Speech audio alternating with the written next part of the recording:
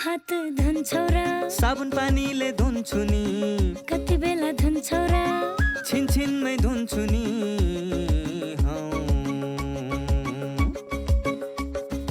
घरमा पस्दा अफिस पस्दा सधैँ धुन्छु हात कोरोनालाई यसै गरी भगाइदिन्छु म त घरमा पस्दा अफिस पस्दा सधैँ धुन्छु हात कोरोनालाई यसै गरी भगाइदिन्छु म त भान्सा छिर्नु अगाडि खाना खानु अगाडि जहाँ त्यही छोएपछि हातले छोपी खोकेपछि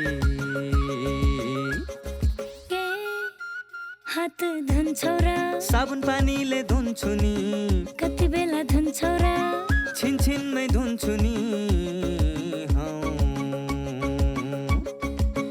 कोरोनाबाट बच्ने 3 उपायहरू। व्यक्ति बीच 2 मिटर टाढा बस्ने, घरबाट बाहिर निस्कँदा मास्क लगाउने र बेला बेलामा साबुन पानीले मिच्ची 20 सेकेन्डसम्म हात धुने। कोरोनाबाट आफू पनि बचौँ र अरूलाई पनि बचाऊ। नमस्कार, स्वस्थ जीवन कार्यक्रममा तपाईलाई स्वागत छ। नेपाल सरकार स्वास्थ्य तथा जनसङ्ख्या मन्त्रालय, राष्ट्रिय स्वास्थ्य शिक्षा सूचना तथा सञ्चार केन्द्र र नेपाल टेलिभिजन बीच सहकार्यमा निर्माण गरिएको यो कार्यक्रम एनटिभी प्लसका साथै एनटिभी इतहरी र एनटिभी कोहलपुरबाट पनि हेर्न सक्नुहुनेछ। नेपालको संविधानले स्वास्थ्य सम्बन्धी हकलाई नागरिकको मौलिक हकका रूपमा प्रत्याभूत गरेको छ। समृद्ध नेपाल अनि सुखी नेपालीको राष्ट्रिय आकांक्षा पूरा गर्न आवधिक योजनाहरूमा पनि गुणस्तरीय स्वास्थ्य सेवामा जनताको पहुँच वृद्धि गर्ने लक्ष्य राखिएको छ भने आधारभूत स्वास्थ्य सेवामा राज्यको लगानी पनि वृद्धि भइरहेको छ। स्वास्थ्य सेवामा आम नागरिकको पहुँच वृद्धि गर्न भएका प्रयासहरूका साथै हरेक व्यक्तिले आफ्नो स्वस्थ जीवनका लागि अवलम्बन गर्नुपर्ने उपायहरूबारे हामीले यो कार्यक्रममा चर्चा गर्नेछौँ।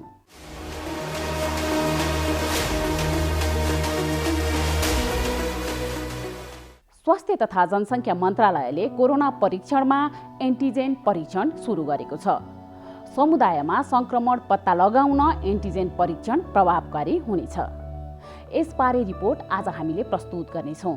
एचआईभी नियन्त्रण तथा रोकथामका लागि विश्वव्यापी ऐक्यबद्धता तथा साझा जिम्मेवारी भन्ने नाराका साथ गत मङ्गलबार विश्व एड्स दिवस मनाइएको छ।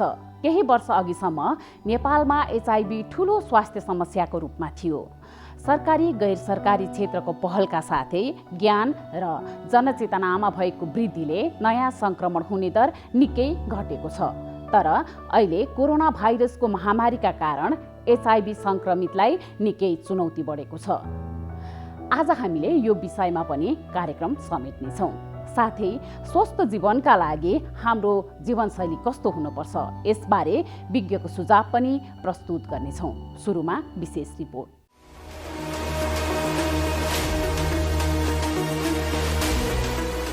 स्वास्थ्य तथा जनसङ्ख्या मन्त्रालयले कोरोना परीक्षणमा एन्टिजेन परीक्षण सुरु गरेको छ। काठमाडौँ उपत्यकाका कोरोना हटस्पटबाट एन्टिजेन परीक्षण सुरु गरिएको हो। काठमाडौँ महानगरपालिकामा कोरोना जोखिम क्षेत्र पहिचान गरी परीक्षण सुरु गरिएको छ। संक्रमितको सम्पर्कमा आएकाहरूलाई स्थानीय तहको सहयोगमा एन्टिजेन परीक्षण गरिनेछ। एन्टिजेन परीक्षण सरकारी तहबाट पहिलो पटक गर्न लागि हो। परीक्षण छरितो हुने भन्दै एन्टिजेन परीक्षणलाई सरकारले प्राथमिकता दिएको छ। एन्टिजेन परीक्षणमा पनि पीसीआर जस्तै स्वाब सङ्कलन गरिन्छ। यो परीक्षणमा आधा घण्टामै रिपोर्ट थाहा हुन्छ, तर पोजिटिभ देखिएमा त्यसको विश्वसनीयता परीक्षण गर्न पीसीआर समेत गरिन्छ। यसबाट समुदायमा कोरोनाको अवस्था पत्ता लगाउन सजिलो हुने विश्वास लिएको छ। एन्टिजेन विधिबाटै उपत्यकामा ठूलो सङ्ख्यामा परीक्षण गर्ने सरकारको तयारी छ। यसबाट कोरोना संक्रमण कसरी फैलिरहेको छ, समुदायमा संक्रमण छ कि छैन भन्ने पत्ता लगाउन सकिने विशेषज्ञहरूको भनाइ छ।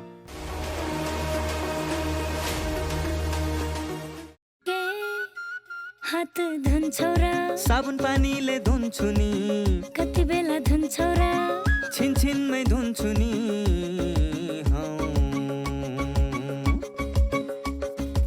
घरमा पस्दा अफिस पस्दा सधैँ धुन्छु हात कोरोनालाई यसै गरी भगाइदिन्छु म त घरमा पस्दा अफिस पस्दा सधैँ धुन्छु हात कोरोनालाई यसै गरी भगाइदिन्छु म त भान्सा छिर्नु अगाडि खाना खानु अगाडि जहाँ त्यही छोएपछि हातले छोपी खोकेपछि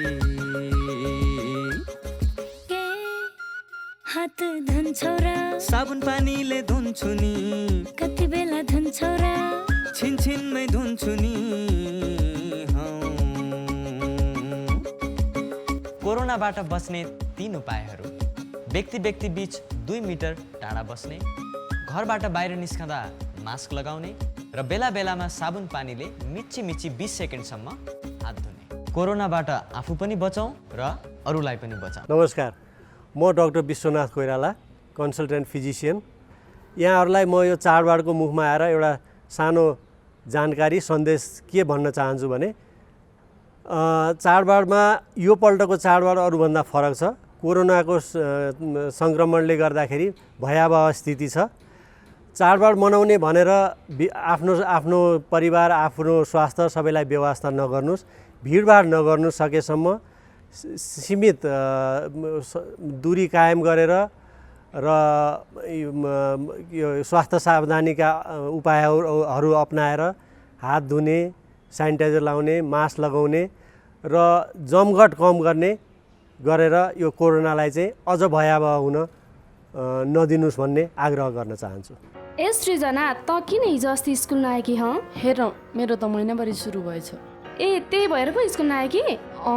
मलाई त पहिला एकदमै डर लागेको थियो, पछि आमाले सम्झाउनु भएपछि बल्ल बुझेँ। अनि स्कुल त आउनु पर्थ्यो नि त। आफूलाई कस्तो लाज लागेको थियो। होइन, के को लाजको कुरा गर्छन् यिनीहरू? केही होइन। सृजना पनि आइछन् त आज। अनि हिजो अस्ति कहाँ गएकी थियौ? खास कुरा उसको महिनावारी सुरु भएर समस्या भएछ मिस। महिनावारी हुनु समस्या होइन, यो त किशोरीहरूमा हुने सामान्य प्राकृतिक कुरा मात्रै हो। सामान्यतया महिनावारी 10 देखि 15 वर्षका किशोरीहरूमा सुरु हुन्छ। यो स्वाभाविक कुरा हो। महिनावारी हुँदाखेरि डराउने, चिन्ता लिने गर्नु हुँदैन।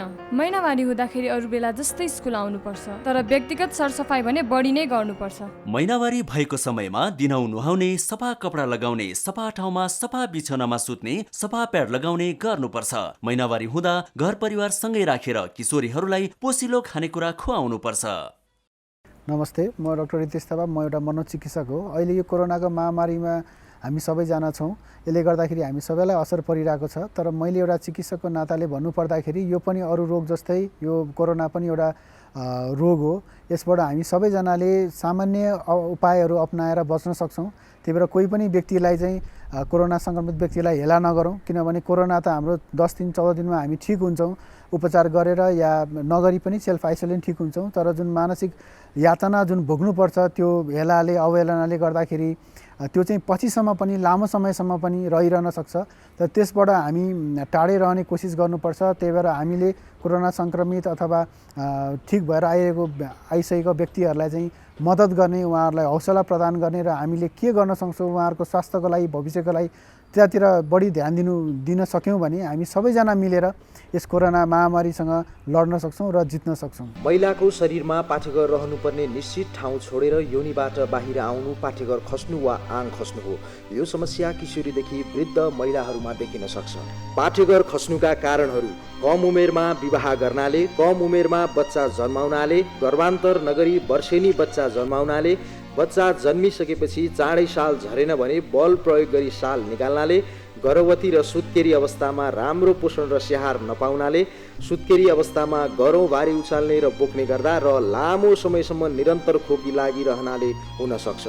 पाठेघर खस्दा देखिने लक्षणहरू: ढाड र कम्बर दुख्ने, टुक्रुक्क बस्दा, खोक्दा, बल गरेर कन्दा, भारी बोक्दा, हिँड्दा अप्ठ्यारो हुने वा तल योनिबाट केही डल्लो झरेको जस्तो हुन्छ, सेतो पानी बग्ने, खोक्दा हाँस्दा अलिअलि पिसाब चुइने, बाहिर निस्केको पाठेघर घाउ हुने, सङ्क्रमण हुने पनि हुन सक्छ। पाठेघर खसेको छ भने महिला स्वयंले लाज नमानी तुरुन्तै स्वास्थ्य संस्थामा गई सेवा र सल्लाह लिनुपर्दछ।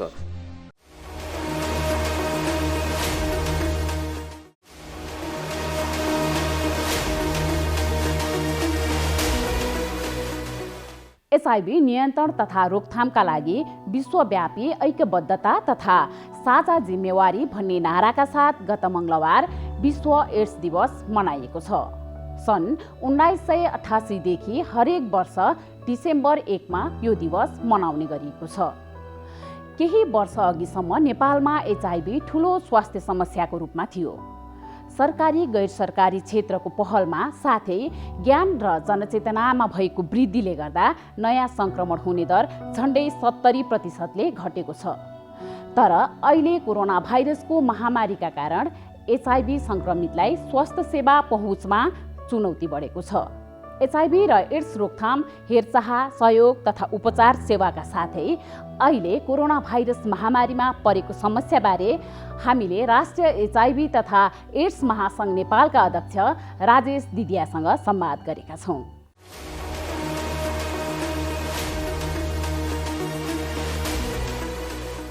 एचआईभी नियन्त्रण र रोकथामको लागि विश्वव्यापी ऐक्यबद्धता तथा साझा जिम्मेवारी भन्ने नाराका साथ गत मङ्गलबार विश्व एड्स दिवस मनाइएको छ।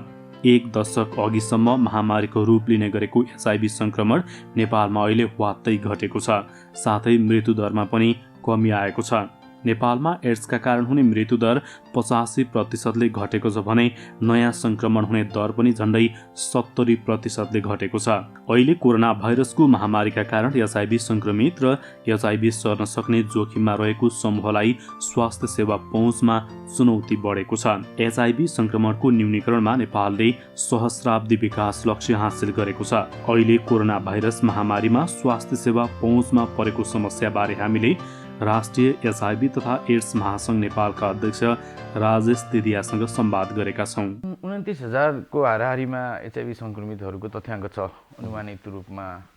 तर चाहिँ यो चाहिँ लगभग 10,000 जना व्यक्तिहरू हराइरहेको अवस्था छ। तिनीहरूमध्ये चाहिँ एआरटीमा चाहिँ 19,000 मात्रै रहेको अवस्था छ। भनेपछि 29,000 र 19,000 को जुन ग्याप हेर्छौँ हामीले त्यो बीचको सङ्ख्या हेर्दाखेरि चाहिँ 10,000 जना व्यक्तिहरू चाहिँ हराइरहेको अवस्था छ। भन्नाले एचआईभी संक्रमित भएको तर समाजमा बाहिर नआएको संक्रमित भएको तर चाहिँ सरकारी तथ्याङ्कमा पनि भएको तर औषधि सेवन गर्न सम्बन्धित ठाउँसम्म नपुगेका भनेपछि तिनीहरू नै हराइरहेको अवस्था र तिनीहरूको स्ट्याटस डिस्क्लोज नभएको अवस्था। र यो 29,000 मध्ये पनि सबैले चाहिँ आफ्नो स्ट्याटस चाहिँ खुलेर चाहिँ सबै सामु नभनेको अवस्था छ। किन भन्दाखेरि समाजमा भएको भेदभाव लान्छना अनि त्यसपछि अहिले पनि विद्यमान एक प्रकारको सङ्कुचित सोच भनौँ त्यसले गर्दाखेरि चाहिँ डिस्क्लोज हुन नसकेको अवस्था छ। तर चाहिँ जुन एआरटीमा आएको छन्, एआरटी उपचारमा छन्, तिनीहरू चाहिँ स्वतः नेपाल सरकारलाई चाहिँ डिस्क्लोज गरेर म एचआईभी संक्रमित हो, अब मलाई औषधि उपचार चाहियो भनेर गइसकेको अवस्था हो। एआरटी त अहिले निःशुल्क छैन त? निःशुल्क। यो कस्तो ठाउँमा निःशुल्क? सबै त निःशुल्क हो कि हस्पिटलमा? नेपालमा चाहिँ एआरटी एन्टिरेट्रोभाइरल थेरापी, एआरभी पनि भन्छ, एन्टिरेट्रोभाइरल मेडिसिन पनि भन्छौँ, त्यो चाहिँ नेपाल सरकारले चाहिँ निःशुल्क रूपमा गएको 2 वर्षदेखि चाहिँ नेपाल सरकारकै पहलमा चाहिँ यो चाहिँ निःशुल्क रूपमा चाहिँ वितरण गरिराखेको छ। यो चाहिँ नेपालको 61वटा केन्द्रबाट चाहिँ डिस्ट्रिब्युट हुनुहुन्छ, निःशुल्क रूपमा वितरण हुन्छ र त्यसलाई चाहिँ राष्ट्रिय एचआईभी एड्स महासङ्घको सङ्घ संस्थाहरूले चाहिँ सम्बन्धित सङ्क्रमित व्यक्तिसम्म चाहिँ पुर्याउने काम चाहिँ गर्दै आइरहेको छ। हजुर। जस्तै यो अब अलिकति टेक्निकल कुरा गरौँ होइन, हाम्रो शरीरमा जुन CD4 हुन्छ त्यो CD4 1200-1300 हुन्छ होइन? हजुर, त्यो तपाईँको चाहिँ 1300 देखि 1800 सम्म हुन्छ। एचआईभी भाइरसले हाम्रो शरीरमा प्रवेश गरेपछि CD4 घटाइदिन्छ। हजुर, जसले गर्दा रोगसँग लड्ने क्षमता कम हुँदै जान्छ होइन? र 250 को आसपासमा आएपछि एड्सको अवस्था कि कतिमा? ओके, अब यसमा अलिकति हाम्रो चाहिँ हामीले चाहिँ WHO विश्व स्वास्थ्य सङ्गठनको चाहिँ मापदण्ड र तिनीहरू निर्धारण गरेको चाहिँ प्रक्रिया जानी हो भने नेपालमा अहिले 350-500 भन्दा मुनिलाई चाहिँ एड्सको अवस्था भनेर उपचार सुरु गराउँछौँ। तर पहिला केही समय अगाडि चाहिँ यो नेपालको अवस्था 200 भन्दा मुनि भयो भने त्यसपछि अलिकति सुधार भयो, उपचार सुधार उन्मुख भयो, उपचारमा पहुँच भयो, त्यसपछि 350 भन्दा मुनिलाई, अनि त्यसपछि आएर अहिले 500 भन्दा मुनिलाई। तर अहिलेको अवस्थामा आइसकेपछि 1 वर्ष अगाडिदेखि हामीले टेस्ट एन्ड ट्रिटको कुरा गरिरहेछौँ। त्यो भनेको एचआईभी टेस्ट भयो, टेस्ट हुनासाथ एन्टिरेट्रोभाइरल थेरापी। सो त्यो एड्सको अवस्था हो होइन भने कुर्नुपर्ने अवस्थै भएन। पहिला चाहिँ नेपाल सरकारसँग चाहिँ अलिकति औषधिको लागि दिनको लागि चाहिँ बजेटको अभाव र औषधिको अभाव थियो, औषधिको प्रोडक्सन कम थियो। अहिले आइसकेपछि हामीले सर्वसुलभ रूपमा चाहिँ सस्तो रूपमा चाहिँ एआरटी औषधि मेडिसिन भित्राइसकेको अवस्थामा चाहिँ नेपाल सरकारको नीति र सङ्क्रमितहरूको एक प्रकारको चाहिँ लडाइँ भनौँ अथवा चाहिँ आह्वान भनौँ, अनुरोध र त्यस्तै सबै सर्वपक्षीय अनुरोधले गर्दाखेरि चाहिँ त्यो टेस्ट एन्ड ट्रिट भन्ने चाहिँ जुन नारा छ WHO को त्यो अनुसार हामीले चाहिँ नेपालमा पनि एचआइभी सङ्क्रमितहरूको यदि कोही व्यक्ति परीक्षण गरिसकेपछि एचआइभी सङ्क्रमित भयो भने केही टेस्टहरू गरिसकेपछि तत्काल एआरटी सुरु गरिहाल्ने। त्यो वाटेभर जस्तै अब 200 250 बढ्दै गयो, 500 भन्दा कम CD4 हुनेलाई दिने अहिले औषधि भन्ने जुन आयो, अहिले त झन् त्यसमा परिमार्जन भएछ। तर एड्सको अवस्था भने चाहिँ त्यो कस्तो अवस्था? CD4 कम हुने त बुझ्यो होइन, त्यो एड्सको अवस्थामा पछि के हुन्छ मान्छेलाई? ओके, अब यसमा हुन त यो धेरै अगाडिदेखि कुरा गर्दै आएका छौँ, आइरहेकै छन्।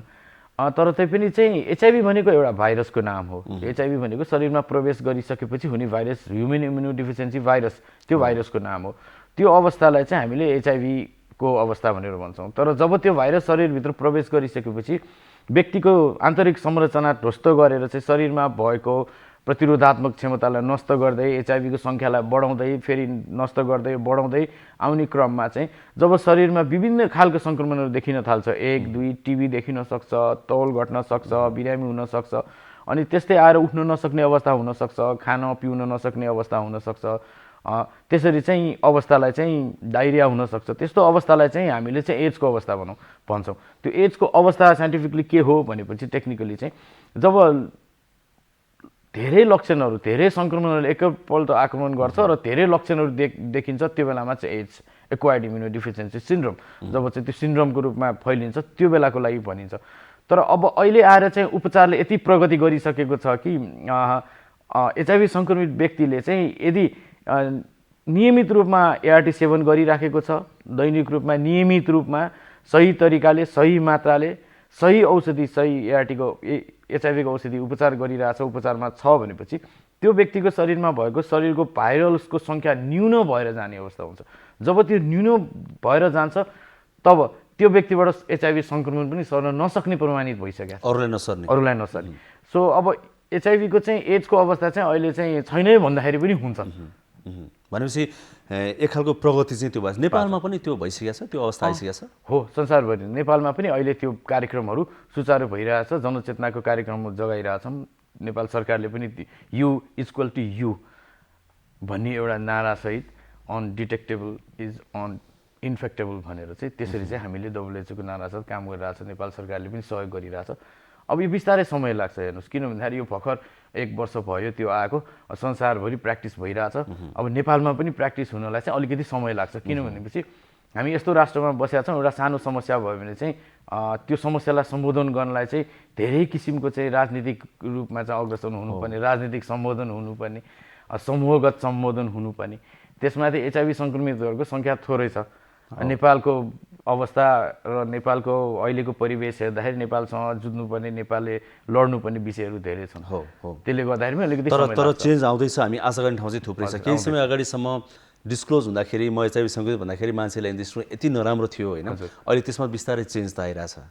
पहिला अब हाम्रो समुदायमा हामीले काम गर्दाखेरि चाहिँ कोही आएर म चाहिँ एचआइभी सङ्क्रमित भनेर भन्दाखेरि चाहिँ त्यो मान्छे भाग्नुपर्ने अवस्था थियो भनेपछि अहिले आएर चाहिँ हामीमध्ये हाम्रो समूहमा धेरै व्यक्तिहरू होइन हामीले चाहिँ हामी एचआइभी सङ्क्रमितहरूको लागि यो गर्नुपर्छ भनेर आइरहेको अवस्था छ।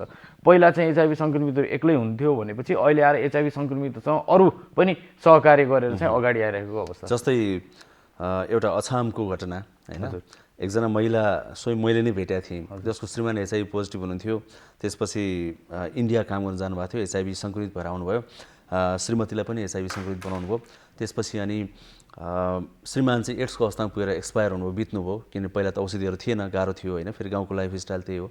अनि त्यसपछि शव जलाउन घाटमा जाँदाखेरि चाहिँ गाउँलेहरूले शवमा आगो लगाइदिएपछि हिँडे सबैजना, किनभने धुवाले पनि एचआइभी सर्छ भन्ने एउटा मान्यता थियो त्यो बेलामा।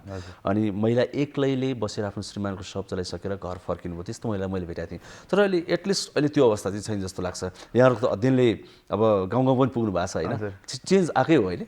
ओके, चेन्ज चाहिँ धेरै आएको छ यसमा, तर कदम कदाचित कतिपय अवस्थामा यो हाम्रो परम्परागत सोच अनि पुरातनवादी सोच भन्छौँ र अलिकति एडभान्स खालको चाहिँ इन्फर्मेसनहरू हामीले चाहिँ सूचनाहरू प्रवाह गर्न नसक्दाखेरि वा ग्रहण गर्न नसक्दाखेरि चाहिँ यस्ता केही न केही घटनाहरू भइराखेको अवस्था पनि छ। त्यस्तै घटना अब जुन यी राजधानीको नजिकै राजधानीमै हुँदाखेरि पनि एउटा व्यक्तिको मृत्यु भयो, मृत्यु भइसकेपछि चाहिँ उपचारमा लगिसकेपछि मृत्यु भयो, मृत्यु भइसकेपछि दाह संस्कारको लागि लग्यो। त्यो अवस्थामा त्यति बेलासम्म ठिक थियो। त्यसपछि आएर के त्यहाँ एकैचोटि हल्ला भयो भनेपछि यो चाहिँ एड्स लाएर मर्या हो, एड्स लाएर मरेपछि धुवाले पनि सर्छ भनेर तपाईँको परिवार बाहेक कोही पनि भएन र साथीहरू बाहेक कोही पनि भएन, त्यस्तो अवस्था पनि छ। तर त्यही कुरालाई चाहिँ हामीले सत्य तथ्य कुरा जानकारी गराएर एचआइभी कसरी सर्छ त भन्ने जानकारी गराइसकेपछि चाहिँ उहाँहरूले चाहिँ ग्रहण गरेर चाहिँ त्यसलाई स्वीकारेर चाहिँ राम्रोसँग गरेको प्रक्रियाहरू पनि छ। त्यस्ता कुराहरूलाई चाहिँ हटाउनको लागि अहिले पनि अलिकति जनचेतना चाहिँ जगाउनै पर्ने अवस्था छ। हजुर हजुर। जस्तै यो डाटा हेर्दाखेरि चाहिँ 29,000 चान्चुन सङ्क्रमितको तथ्याङ्क हेर्दाखेरि चाहिँ 1100 चान्चुन चाहिँ बालबालिका पनि देखिए। हजुर है, ती बालबालिकाहरू चाहिँ के कारणले सङ्क्रमित भएका बढी पाइएको छ?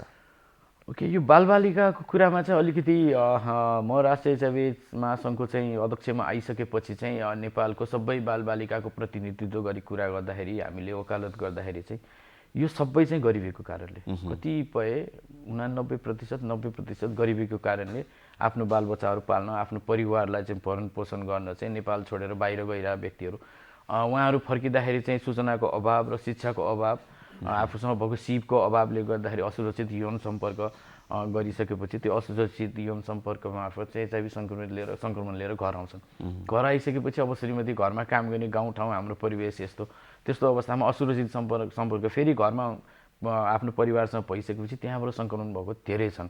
र साथसाथै कतिपय अवस्थामा चाहिँ लागु पदार्थ प्रयोग गर्ने व्यक्तिहरू जुन सुई साटासाट गर्छन्, सुई मार्फत लागु पदार्थ प्रयोग गर्छन्, तिनीहरूले सुई साटासाट नगरिकन चाहिँ प्रयोग गर्ने अवस्थामा केही सङ्ख्याहरू पनि छन्। बालबालिकाहरू चाहिँ के जन्मिँदै एचआइभी सङ्क्रमित भएका बढी छन् कि के छ त्यसमा अवस्था? होइन, त्यो बेलामा अब तपाईँको यो अहिलेको तुलनामा चाहिँ अहिले सङ्क्रमण चाहिँ न्यून नै छ। बालबालिकाको सङ्क्रमण लगभग 0% भन्न सक्छौँ हामी। किन भन्दाखेरि prevent mother to child transmission भनेर एउटा प्याकेज छ नेपाल सरकारको। त्यो उपचारमा बसिसकेपछि 1 वर्ष उपचारमा बसिसकेपछि अहिलेसम्म चाहिँ सङ्क्रमित बच्चा जन्मेको चाहिँ अवस्था छैन। यदि सङ्क्रमित महिला सङ्क्रमित छन् भने पनि त्यो उपचार गरेपछि चाहिँ जन्मिने बच्चा चाहिँ सङ्क्रमित हुँदैन, त्यस्तो पनि छ। त्यो भएको नै अहिले चाहिँ कमै छ, 1% भन्दा लेस छ। तर पहिलाको तुलना गर्दाखेरि त्यो जुन एआरटीको अघि नै पनि कुरा गरेँ, एआरटीको रेजिम जुन छ, एआरटीको चाहिँ मात्रा जुन छ, सही तरिकाको मात्रा दिनु नसकेको अवस्थामा सङ्क्रमण भएको अवस्था पनि थियो 5-7 वर्ष अगाडि। तर अहिले आएर चाहिँ त्यो चाहिँ छैन। तर कदाचित यदि परामर्शकर्ता डाक्टरले चाहिँ भनेको कुरा मानेन भने त्यो कार्यक्रमभन्दा बाहिर गयो भने सङ्क्रमण भएको अवस्था पनि हुनसक्छ। अहिले 1100 को सङ्ख्या जुन दिएको छ त्यो चाहिँ अगाडि सङ्क्रमित भइसकेका बालबालिकाहरू। हजुर, अहिले नयाँ सङ्क्रमित हुने बालबालिका सङ्ख्या चाहिँ कम छ। यो चाहिँ एउटा खुसीको कुरा भयो, एकदम कम छ। अब त्यो बालबालिकाको कुरा गर्दाखेरि चाहिँ अब त्यो 1100 चान्चुन बालबालिकाहरूमा पनि 300 जना बालबालिकाहरू चाहिँ धेरै ठुलो समस्यामा छन्। तिनीहरूमध्ये 200 चान्चुन 256 जना लगभग चाहिँ तिनीहरूको आमा पनि छैन, बाउ पनि छैन, अनाथ भन्छौँ नि हामी, टुरो अनाथ। उनीहरूलाई कसले हेरिरहेछ अहिले? ओके, तिनीहरूलाई चाहिँ कसैले काकाले हेरिरहेछ, कसैले काकीले हेरिरहेछ, कसैले चाहिँ फुपूले हेरिरहेछ। चिल्ड्रेन होमहरूमा पनि छन्, कति चाहिँ चिल्ड्रेन होम्सहरूमा पनि छन्। र कतिपय अवस्थामा तिनीहरू आफै काम गरेर पनि खाइरहेछ, सानो भए पनि आफै काम गरेर खाइरहेछ। 11, 12, 13 वर्षको बच्चाहरू छन्, तिनीहरू आफै काम गरेर खाइरहेछन्। विकराल अवस्था छ। र त्यसलाई सम्बोधन गर्नको लागि हामीले चाहिँ नेपाल सरकारसँग धेरै प्रयास गरेर मेहनत गरेर खुसीको कुरा एउटा के पनि छ भनेपछि राष्ट्रिय एचआइभी महासङ्घले यो पल्टको बजेटमा चाहिँ ती बालबालिकाहरूलाई सम्बोधन गराउन सफल भयो। तिनीहरूको चाहिँ सामाजिक उत्तरदायित्व नेपाल सरकारले वहन गर्ने प्रक्रियामा कोसमझी गैर सरकारी संस्थाको साझेदारीमा गर्ने भन्ने अवस्था सिर्जना गरिसक्यौँ। र अर्को अहिले बालबालिकासँगै हामीले चाहिँ एउटा चाहिँ ठुलो उपलब्धि के भयो भनेपछि अहिले संसारभरि नै ग्लोबल सिनेरियोमा एचआइभी एड्सको चाहिँ मोमेन्टममा नेपालले चाहिँ राम्रो काम गरेछ भनेर भन्छन् अहिले। किन भनेपछि जुन नेपाल सरकारबाट प्रदान गरिएको स्वास्थ्य बिमा सेवा छ त्यसमा हामीले एचआइभी सङ्क्रमितहरूलाई निःशुल्क रूपमा हाल्न सफल भयौँ। भनेपछि एचआइभी सङ्क्रमितले अब बिमा गर्नलाई पैसा तिर्नु पर्दैन। अनि हामीले त्यसमा लबी गर्दै वकालत गर्दै ल्याउँदाखेरि त्यो परिवार सँगसँगै त्यसको 5 जना परिवार पनि समेट्ने भयो निःशुल्क रूपमा। र एभ्री इयर चाहिँ अटोमेटिकली रिन्यू हुने पनि भयो। भनेपछि त्यो अर्थमा त्यो पनि सफल भएको छौँ। र यो कार्यकालमा चाहिँ धेरै राष्ट्रमा चाहिँ एचआइभी सङ्क्रमितहरूको जीवन बिमा हुँदैन, हेर्नुहोस् अहिले पनि हुँदैन यो लान्छना र भेदभावको कारणले गर्दाखेरि। तर नेपालमा चाहिँ एचआइभी सङ्क्रमितको जीवन बिमा गराउन पनि सफल भएको छौँ। सो त्यो पनि एउटा उपलब्धिको कुरा हो। र अबको उद्देश्य हामीले चाहिँ के लिएछौँ भनेपछि चाहिँ यो एचआइभी सङ्क्रमित बालबालिकाहरूको लागि चाहिँ व्यवस्थापनको जिम्मा चाहिँ लिएर चाहिँ त्यसलाई राम्रो अग्रसर अगाडि लगेर तिनीहरूको जीवनलाई एउटा चरणसम्म पुर्याउने भन्ने लक्ष्य पनि लिइरहेछौँ। त्यसको लागि हातेमालो पनि गरिरहेछौँ। तर विडम्बनाको कुरा के हो भनेपछि एचआइभी सङ्क्रमितहरूको आवाज सानो, पावरफुल नभएको। किनभनेपछि एचआइभी सङ्क्रमितहरू आफै पिल्सिएका, आफै थिचरिएका, अझै पनि डिस्क्रिमिनेसन छ एक खालको, त्यो कारणले पनि अलिकति समस्या भइरहेछ। जस्तै अहिले अलिकति सान्दर्भिक कुरा गरौँ न, अलिकति कोरोना भाइरसको महामारी संसारभरि छ अहिले होइन। यदि कोही एचआइभी सङ्क्रमित व्यक्तिलाई कोरोना भाइरसको सङ्क्रमण भयो भने त्यसमा थप समस्या हुन्छ कि हुँदैन? यहाँसँग त्यस्तो इक्जाम्पल छ होला? ओके, अब कोरोना सँगसँगै एचआइभी सङ्क्रमित समुदाय पनि जुझ्दैछ, अहिले पनि संसारभरि नै जुझ्दैछ। तैपनि अब नेपालको सन्दर्भमा कुरा गर्दाखेरि हामीसँग चाहिँ 30 जना एचआइभी सङ्क्रमितहरूलाई चाहिँ कोरोना पोजिटिभ भएको देख्यौँ। हाम्रो तथ्याङ्क हाम्रो सम्पर्कमा आइसकेपछि उहाँहरूको अवस्था के छ? उहाँहरूको अवस्था कस्तो भयो भनेपछि चाहिँ सामान्य नै सङ्क्रमण भयो, त्यसपछि हामीले केही समय चाहिँ आइसोलेसनमा राख्यौँ, उपचारको प्रक्रिया अगाडि बढायौँ। अहिले उहाँहरू सबै सङ्क्रमण मुक्त भइसकेका छ।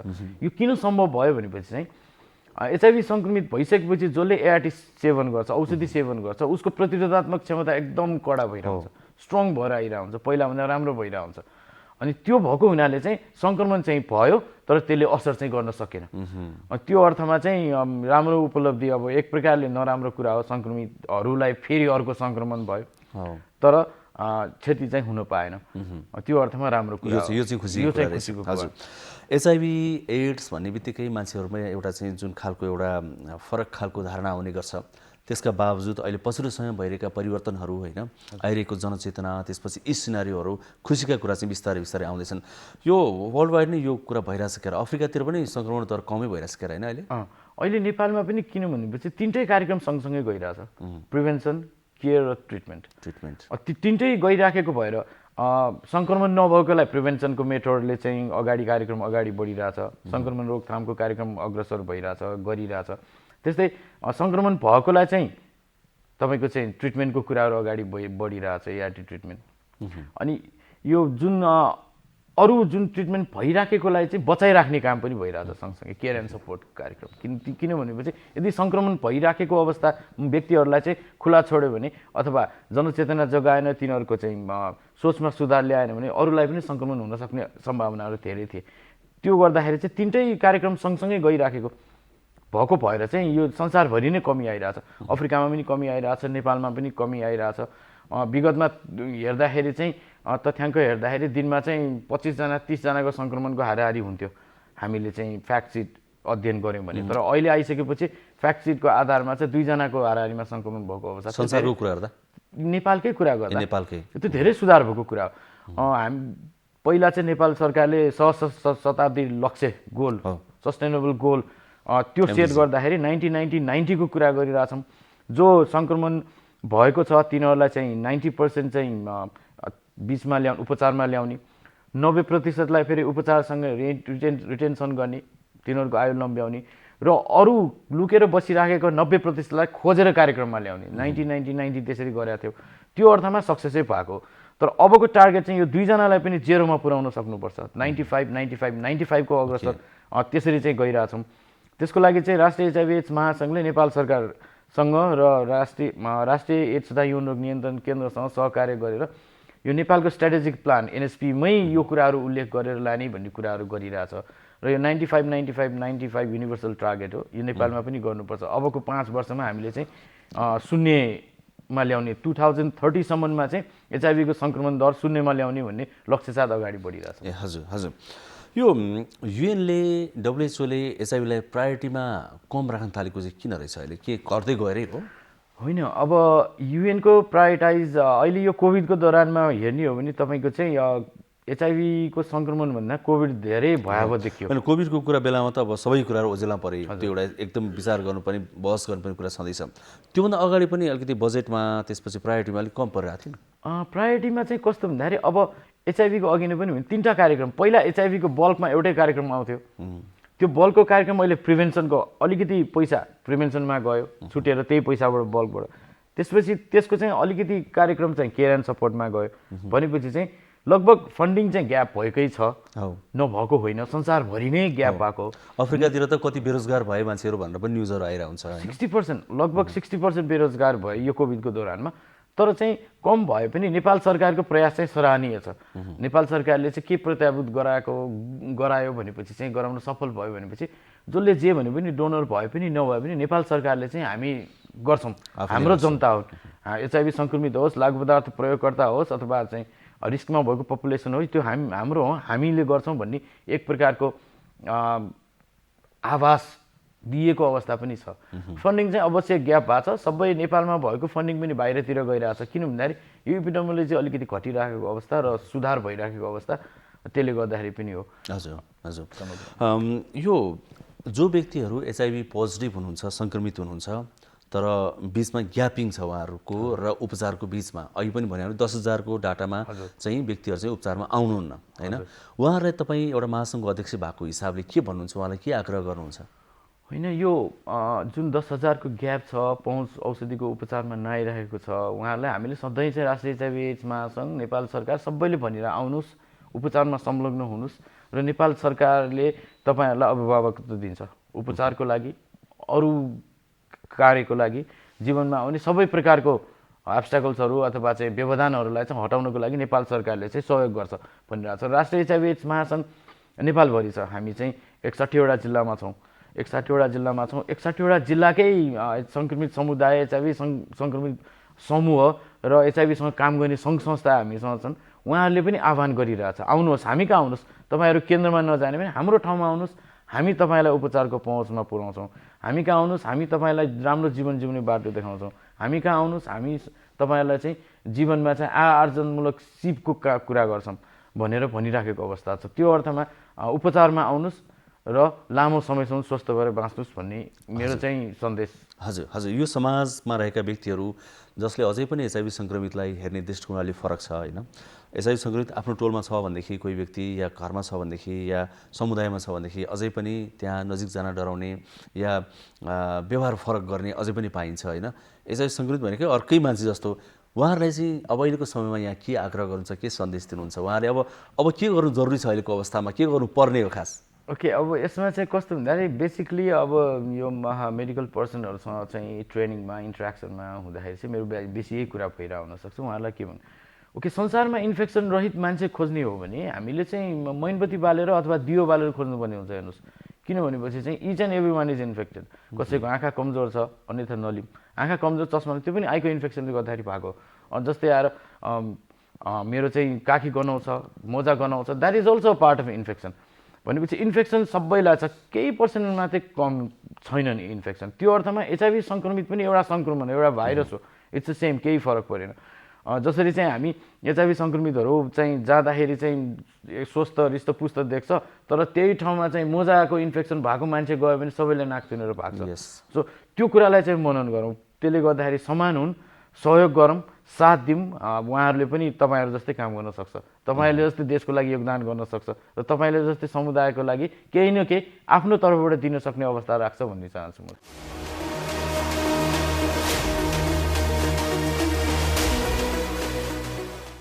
नमस्कार, म डाक्टर मनबहादुर केसी, म मुटु रोग विशेषज्ञ हुँ र यहाँलाई अहिले यो जुन विश्वमा महामारी फैलिएको छ कोभिड-19, यसको बारेमा मलाई लागेको यहाँलाई सहयोगी हुन सक्ने केही बुँदाहरू राख्न गइरहेको छु।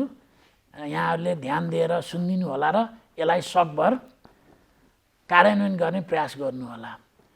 यो कोभिड भन्ने समस्या तत्कालै हट्नेवाला छैन। यो समस्याबाट हामी कम्तीमा पनि 1-1.5 वर्षदेखि केही वर्षसम्म योसँग सँगै बाँच्नुपर्ने हुनसक्छ। त्यसो गर्दा यो समस्याबाट डराएर तर्सेर भागेर होइन, यसलाई डटेर सामना गर्नुपर्छ। डटेर सामना गर्ने हाम्रो मुख्य अस्त्र भनेको एउटा मास्क हो। मास्क अनिवार्य लगाऊँ र राम्रोसँग लगाऊँ, नाक मुख छोपिने गरी, टम्म हुने गरी, अनि सकेसम्म भिडभाडमा नजाउँ। भिडभाडमा जानुपर्ने अवस्था आयो भने सकेसम्म 2 मिटरको दूरी कायम गर्ने प्रयास गरौँ। अनि तेस्रो भनेको यो हामी अनावश्यक चिज नछौँ र छुनुपर्ने अवस्था भयो भने उपलब्ध छ भने साबुन पानीले मिची हात धुने बानी बसालौँ। उपलब्ध छैन भने सेनिटाइजरको प्रयोग गर्न सकिन्छ। यी बुँदाहरू यहाँहरू सबैलाई थाहा छ। त्यो बाहेक म केही हामीले ध्यान नदिएको तर यो सर्न सक्ने अत्यन्तै महत्त्वपूर्ण 1-2वटा बुँदा थप्न चाहन्छु। त्यो के भने हामी कोही चिनेको मान्छे भेट भयो अथवा कहीँ कामले जानु पर्यो भने जब 2जना कुरा गर्न थाल्छौँ मास्क मुखबाट तल झारेर हामी कुरा गर्न थाल्छौँ। यो गलत बानी हो। सबैभन्दा कोरोना सर्न सक्ने एउटा सम्भावना यसैबाट हुन्छ किनभने हामी बोल्दाखेरि मुखबाट थुक्का छिटाहरू निस्कन्छ र दुवैजनाले मास्क खोलेर कुरा गर्दा यो सजिलै सर्न सक्छ। 1, 2 हामी सँगै बसेर खाने, त्यो चाहे घरमा होस् चाहे रेस्टुरेन्टमा होस्। यदि घर परिवारको मान्छे बाहेक अरू नयाँ पाहुना अथवा नयाँ साथीसँग घरमा रेस्टुरेन्टमा बसेर खाना खाँदा पिउँदा त जरुर मास्क लगाइँदैन। अनि त्यो खाना खाँदै बोल्दै गर्दा थुक्का छिटाहरू आउने अब सम्भावना होइन, त्यो आइरहन्छ र त्यसले रोग सार्न यो विश्वव्यापी रूपमा निकै भूमिका खेलेको छ। त्यसो गर्दा आवश्यक छैन भने साथीभाइ अथवा पाहुनाहरू अथवा अरू परिचितहरूसँग अनावश्यक जमघट गरेर सँगै खाने पिउने पनि नगरौँ, कम्तीमा 1-1.5 वर्षसम्म। यसले हामी आफै, आफ्नो परिवार, आफ्ना साथीभाइ, छरछिमेक, समाजलाई सुरक्षित राख्न सक्छौँ।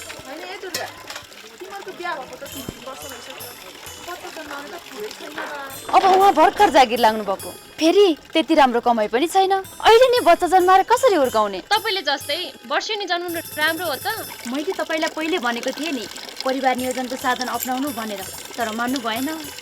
खै मैले त उहाँलाई भनेको नि, वास्तै गर्नुहुन्न। मैले त दिदी 5 वर्ष काम गर्ने पाखुरामा इम्प्लान्ट लगाएको छु नि। अर्को आयुसिटी भन्ने पनि हुन्छ, त्यसले एकपटक लगाएपछि 12 वर्षसम्म गर्भ रोक्छ। फेरि बिचमा सन्तानको इच्छा भए निकाल्न पनि मिल्छ। सजिलोको लागि त पिल सकी खाएको भए नि भइहाल्थ्यो नि। त्यही त। अनि 3 महिने सुई पनि छ। नभए दाइले गर्न प्रयोग गरेको भए पनि त हुन्थ्यो। परिवार नियोजनको त धेरै साधनहरू रहेछन् है। अब त म पनि श्रीमानसँगै स्वास्थ्य चौकीमा गएर परिवार नियोजनको साधन रोजेर प्रयोग गर्छु। सही भन्नुभयो लक्ष्मी दिदीले। जन्मान्तर र इच्छा अनुसार सन्तान जन्माउन अनि सुखी परिवारको लागि परिवार नियोजनको साधन अपनाउनुहोस्। नमस्कार, मेरो नाम बाला राई, म अस्पताल नर्सिङ प्रशासक र अहिले म नर्सिङ तथा सामाजिक सुरक्षा महाशाखामा कार्यरत छु। आज म यहाँहरूलाई मास्क लगाउने सही तरिकाको बारेमा देखाउन गइरहेका छौँ। हामीसँग मास्क बजारमा धेरै किसिमका उपलब्ध छन्, जस्तै मेडिकल मास्क भयो, कपडाको मास्क भयो, N95, K95 विभिन्न प्रकारका, र N95मा पनि फिल्टर भएका नभएका पनि हामीले मास्कहरू बजारमा उपलब्ध देख्छौँ। तर N95 मास्क चाहिँ विशेष गरी चाहिँ जुन कोरोना सङ्क्रमित व्यक्तिहरूसँग एकदमै क्लोज कन्ट्याक्टमा रहेर विशेष प्रक्रिया गर्दाखेरि मात्रै प्रयोग गर्ने हुनाले जनमानिसले साधारण हाम्रो मेडिकल मास्क वा कपडाको मास्क लाउँदा पनि हामीले सही तरिकाले प्रयोग गऱ्यौँ भने कोरोनाको जोखिमबाट चाहिँ हामी मुक्त हुन्छौँ। र त्यही क्रममा मैले आज यहाँहरूलाई सर्जिकल मास्क अथवा मेडिकल मास्क कसरी प्रयोग गर्ने भन्ने कुराहरू बताउन गइरहेको छु। र सर्वप्रथम जहिले पनि हामीले मास्क लगाउनुभन्दा अगाडि हातलाई धुनुपर्छ र सकेसम्म यदि हामीसँग उपलब्ध छ भने हामीले हातलाई साबुन पानीले मिची कम्तीमा पनि 20 देखि 40 सेकेन्डसम्म हामीले धुनुपर्ने हुन्छ। तर यदि हामीसँग हात धुने वातावरण छैन, अनुकूल नभएको अवस्थामा हामीले सेनिटाइजर प्रयोग गरेर पनि हातलाई सेनिटाइज गर्न चाहिँ सक्छौँ। अब म सेनिटाइज गरेर मास्क लगाउन चाहिँ सुरु गर्दैछु। हामीसँग यहाँ सेनिटाइजर छ र अब यो सेनिटाइजरलाई हामीले साधारणतया चाहिँ यसरी हातले थिचेर लिनुभन्दा पनि हामीले आफ्नो कुइनाबाट यसरी थिचेर लिँदाखेरि अझै सङ्क्रमणको जोखिमलाई चाहिँ कम हुन्छ र यो सेनिटाइजर हामीले पर्याप्त मात्रामा पुग्ने गरी लिनुपर्ने हुन्छ। र पहिले सुरुमा हामीले हात धुँदा होस् अथवा सेनिटाइजर प्रयोग गर्दा होस् WHO को मापदण्ड नेपाल सरकारको मापदण्ड अनुसार नै हामीले 6वटा स्टेप्सहरू छन्, त्यसलाई चाहिँ पुरा गर्नुपर्ने हुनेछ, जसले गर्दाखेरि हाम्रो हातको भाग कुनै पनि भाग चाहिँ छुट्दैन। र यसरी हामीले हत्केलालाई यसरी माड्ने र यो माडे पछाडि हातको पछाडिको भागलाई पनि यसरी हामीले माड्नु पर्ने हुन्छ र एउटा हातको माडिसके पछाडि फेरि यो हातको माथि पनि हामीले चाहिँ यसरी माड्नु पर्ने हुन्छ र यो स्टेप पछाडि हामीले यो दुईटा हातलाई यसरी इन्टरलक गरेर पनि कम्तीमा 5 सेकेन्डसम्म हामीले यसरी माड्नु पर्ने हुन्छ र यो स्टेप सके पछाडि अब हामीले यो हातको टुप्पोको भागलाई भित्र भागमा लगेर यसरी फेरि यसलाई माड्नु पर्ने हुन्छ र यो हातको सकेपछि फेरि यसरी अर्को हातले हामीले यसरी माड्नु पर्ने हुन्छ र विशेष गरी हाम्रो यो औँलाको भाग चाहिँ बुढी औँलाको भाग बढी मात्रामा छुट्ने भएकोले गर्दा यो बुढी औँलाको भागलाई पनि हामीले यसरी मजाले सेनिटाइजर प्रयोग लगाएर मार्नु पर्ने हुन्छ। त्यसै गरी अर्को हातको पनि बुढी औँलामा मजाले हामीले यसरी सेनिटाइजर लगाएर मार्नु पर्ने हुन्छ र अन्तिममा जस्तो यो हाम्रो नङ पनि एकदमै छुट्छ र यो नङलाई पनि हामीले यसरी हत्केलामा राखेर यसरी मार्नु पर्ने हुन्छ।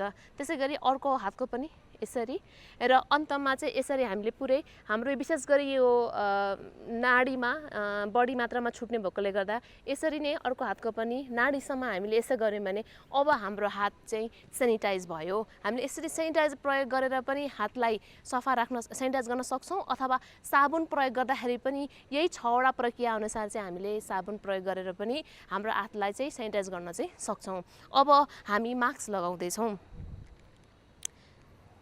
हामीले मास्कमा अहिले हेर्दाखेरि यो मेडिकल मास्क हो र हामी जनमानिसले यो मेडिकल मास्कको सही प्रयोग गर्दाखेरि पनि कोरोनाको सङ्क्रमणलाई कम गर्न सक्छौँ र नयाँ मास्क प्रयोग गर्दाखेरि जहिले पनि हामीले यसरी इलास्टिक ब्यान्डलाई समाउने यो बाहिरी भाग अथवा भित्री भागलाई हातले छुनु हुँदैन र यो मेडिकल मास्कमा पनि 3टा पत्रहरू हुन्छ त 3टा लेयर हुन्छन् र यो 3टा लेयरले चाहिँ आफ्नो काम गरेका हुन्छन् हैन र हामीले मास्कको छनौट गर्दाखेरि पनि यो 3टा लेयर भएको मास्कको छनौट गर्नुपर्ने हुन्छ र यसरी अब हामीले हेर्दाखेरि बजारमा विभिन्न किसिमका लेयर मास्कहरू हुन्छ जस्तो साधारणतया चाहिँ यो नीलो रङकै हुन्छ तर सेता रङको पनि मास्कहरू पाइन्छ। त्यसको लागि अगाडि पछाडि भाग कसरी छुट्याउने भन्दाखेरि यो अगाडिको भागमा यहाँहरूले देख्नु भएको छ होला यो प्लेटहरू के छ त तलतिर चाहिँ गएको छ र अलिकति गाढा नीलो रङमा छ। त्यसै गरी भित्री भागमा सेतो र अलिकति हल्का रङमा हुन्छ र यो प्लेटहरू चाहिँ माथितिर फर्केको हुन्छ र सँगसँगै तपाईहरुले देख्नु पनि भएको छ होला यो मास्कको माथिल्लो भागमा चाहिँ अलिकति सेतो खालको कडा चीज हुन्छ र यो कडा भाग यो मेटलको कडा भाग हुन्छ एउटा यो कडा भागलाई हामीले नाकको डाँडीमा राख्नका लागि माथि पारेर राख्नुपर्ने हुन्छ र जहिले पनि मास्क प्रयोग गर्दाखेरि एकचोटि निकालेर हामीले मास्कलाई हेर्नुपर्छ कुनै प्वाल छ कि अथवा कुनै ड्यामेज भएको छ कि भनेर यकिन गरे पछाडि अब यो मास्कलाई यो इलास्टिक ब्यान्डको सहयोगले यसरी आफ्नो नाक मुख छोप्ने गरी लगाउनु पर्ने हुन्छ।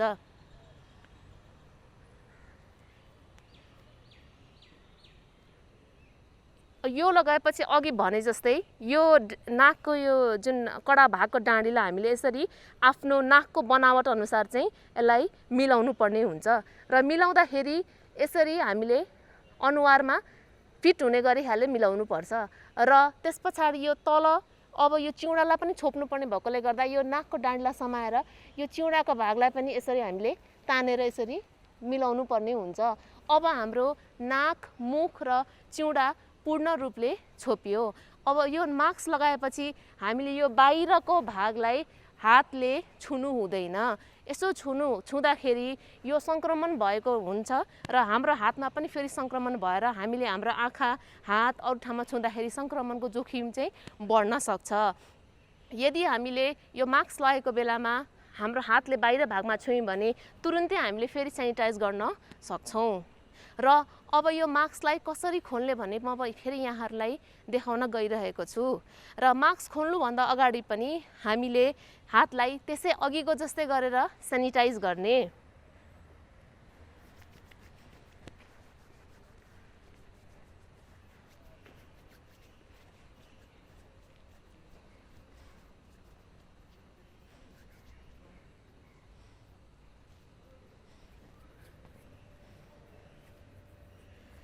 अब यदि हातमा देखिने खालको फोहोरहरू छन् भने हातलाई साबुन पानीले धुनुपर्छ यदि देखिने फोहोर छ भने अनि देखिने फोहोर नभएको अवस्थामा अथवा साबुन पानी नभएको अवस्थामा हामीले सेनिटाइज गर्न सक्छौँ। र यो मास्क निकाल्दाखेरि अलिकति आफू अलिकति अगाडि झुके पछाडि कतै पनि नछोइकन यो कानको इलास्टिक ब्यान्डलाई यसरी निकाल्ने र निकाले पछाडि हामीले यसरी एउटा प्लास्टिक ब्यागमा राख्ने र यो प्लास्टिक ब्यागलाई यसरी हामीले मुख बन्द गरेर यसलाई ढक्कन भएको डस्टबिनमा हामीले यसरी विसर्जन गर्न सक्छौँ। र यसरी राम्रो व्यवस्थित गरेर हामीले मास्कलाई विसर्जन गर्यौँ भने सङ्क्रमणको जोखिमलाई कम गर्न सक्छौँ।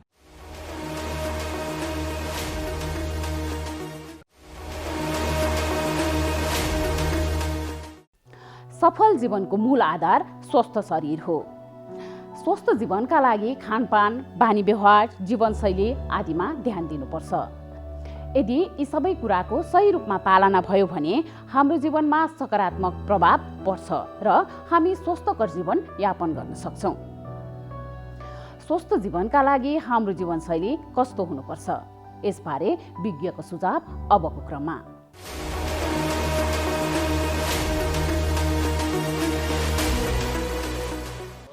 नमस्कार, म doctor Prakash Budhathoki, senior consultant dental surgeon. मानिस स्वस्थ हुनलाई अर्थात् ममा भएको अनुभव, ज्ञान लामो समयसम्म देशलाई, जनतालाई र सबैलाई चाहिँ बाँडिरहनको लागि म धेरै समय स्वस्थ भएर नै बाँच्नुपर्छ। त्यही स्वस्थ भएर बाँच्नको लागि चाहिँ म बिहान उठेदेखि राति सुत्दासम्म के गरिरहेको छु र म अहिले लगभग 50 वर्ष पुग्दाखेरि पनि किन फ्रेस र जवान देखिरहेको छु भन्ने कुरा पनि म चाहिँ सेयर गर्न चाहन्छु। सबभन्दा पहिले बिहान उठ्नासाथ म हलुका एक्सर्साइज गर्छु, जसलाई हामीले चाहिँ अब मेडिटेसन भनौँ, योगा भनौँ। र त्यो गरिसकेपछि अलिकति मैले वार्म अप एक्सर्साइज गर्छु र त्यति गरिसकेपछि केही समय म पत्र पत्रिका र अरूमा चाहिँ बिताउने गर्छु। र बिहान म कालो चिया खाने गर्छु र कालो चिया खानुभन्दा पहिले जुन सफा पानी हुन्छ, मनतातो पानी, त्यो पानी खान्छु। त्यसपछि चाहिँ बनाले चाहिँ कालो चिया खान्छु र त्यसपछि फ्रेस भइसकेपछि म अलिकति आफू नै किचनमा छिर्ने गर्छु। किचनमा छिरेर हल्का नास्ता बनाउने र केही छैन भने चाहिँ त्यही अनुसार चाहिँ बजारबाट सामान किनेर ल्याउने र त्यो गर्छु। र त्यति गरिसकेपछि अब अफिस जानको लागि मैले चाहिँ आफ्नो झोलामा चाहिँ फलफुल चाहिँ अनिवार्य राख्ने गर्छु। कम्तीमा 2टा फलफुल हुन्छ, कि एउटा केरा, एउटा सुन्तला वा चाहिँ एउटा स्याउ, किनभने भन्ने गरिन्छ one apple a day keeps a doctor away। त्यही भएर पनि प्राय जसो मेरो चाहिँ फलफुलमा चाहिँ स्याउ छुटेको हुँदैन। र त्यति गरिसकेपछि ब्रेकफास्ट खाएर अफिसमा निस्किसकेपछि अफिसका विभिन्न कार्यक्रमहरूमा सहभागी हुन्छु। तर बिहान मैले ब्रेकफास्ट खाएदेखि 4 घण्टाको समयमा चाहिँ मैले यदि नास्ता मिल्यो भने नास्ता, नभए चाहिँ बनाले त्यही फलफुल चाहिँ खाने गर्छु। र मैले चाहिँ खाने गरेकामा चाहिँ प्राय जसो सागसब्जीहरू बढी हुन्छन्, दुध तथा दुग्धजन्य पदार्थहरू बढी हुन्छन् र म माछा मासुमा त्यति जोड गर्दैन र त्यति खाना पनि खाँदिनँ। र अर्को कुरा, मैले जतिसक्यो बढी पानीलाई जोड दिन्छु र उमालेको मनतातो पानी चाहिँ बढी खाने गर्छु। र साथसाथै मैले सोच्ने कुराहरू कस्तो हुन्छ भने म आफू पनि गल्ती हुन सक्छु है, अर्थात् बाँकी अरू ठिक हुन सक्छन् भन्ने किसिमले चाहिँ सोच्ने गर्छु। किनभने म मात्रै ठिक हुँ भने ममा अझ स्ट्रेस बढी हुन्छ, बढी टेन्सन हुन्छ। त्यस कारणले गर्दा त्यसरी नै दिनभरिको कार्यशैली र ऊ चाहिँ बिताउने गर्छु।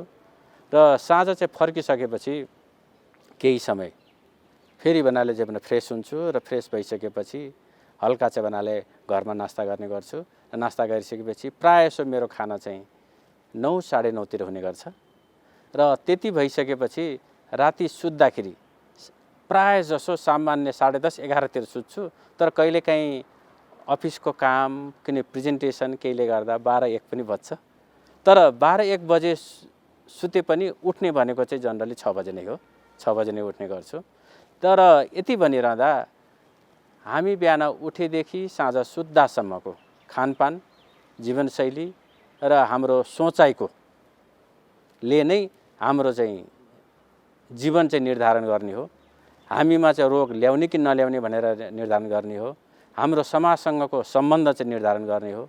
त्यसकारणले गर्दा म सबैलाई खानपानमा, जीवनशैलीमा ध्यान दिन र त्यही अनुसार चाहिँ आफूलाई लामो समयसम्म स्वस्थ राखी देश तथा नागरिकहरूको सेवा गर्न हार्दिक अनुरोध गर्दछु। नमस्कार।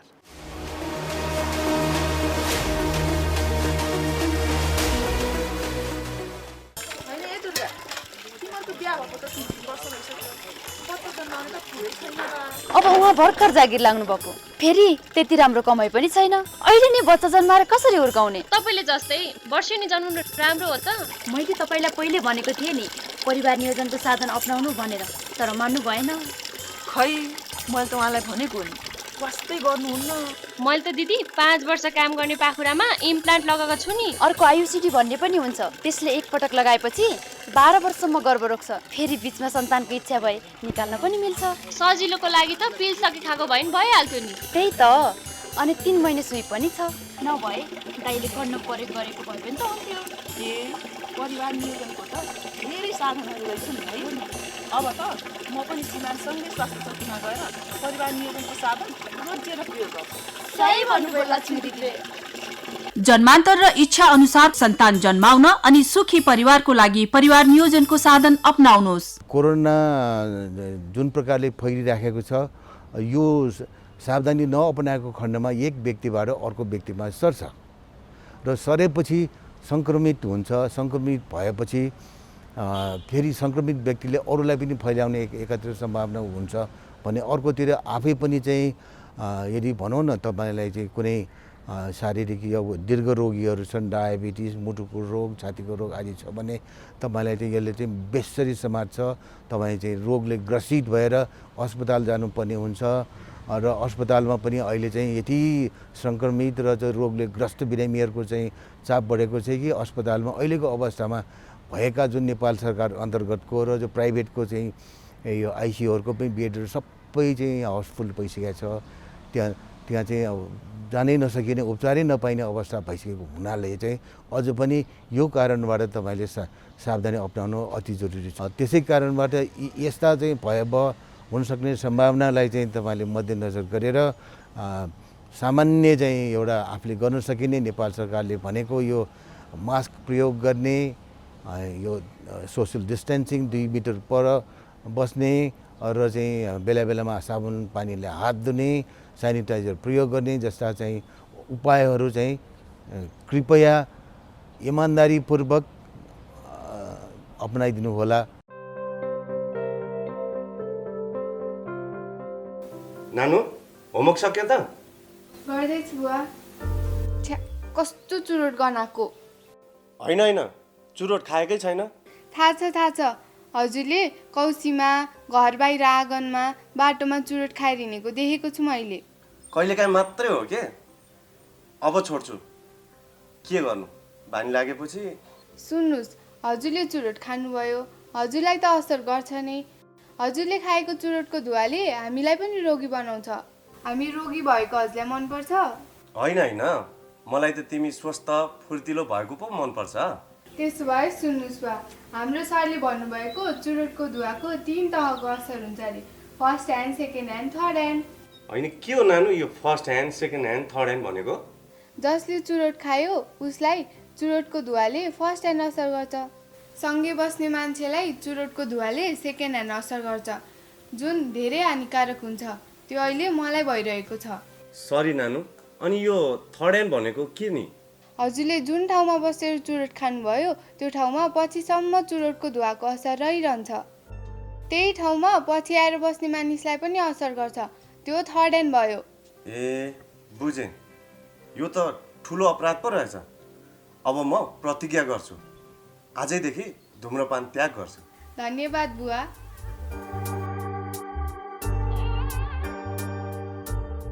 स्वास्थ्य सम्बन्धी महत्त्वपूर्ण नम्बरहरू। स्वास्थ्य सम्बन्धी कुनै पनि जानकारी र सहयोगका लागि स्वास्थ्य तथा जनसङ्ख्या मन्त्रालयका हटलाइन नम्बरहरू 1115 र 1133 वा मोबाइल नम्बर 9851 55 839। एम्बुलेन्स सेवाको लागि 102 र 112। वैदेशिक रोजगारीको क्रममा स्वास्थ्यमा समस्या भएमा, अन्य सहयोग वा जानकारी आवश्यक परेमा श्रम, रोजगार तथा सामाजिक सुरक्षा मन्त्रालयको हटलाइन नम्बर 1141। शान्ति, सुरक्षा र अन्य सहयोगका लागि नेपाल प्रहरीको नम्बर 100। सशस्त्र प्रहरी बलको नम्बर 1114। रगत आवश्यक परेमा ब्लड बैंकको नम्बर 01 42 25 344। सार्वजनिक हितका लागि नेपाल टेलिभिजन।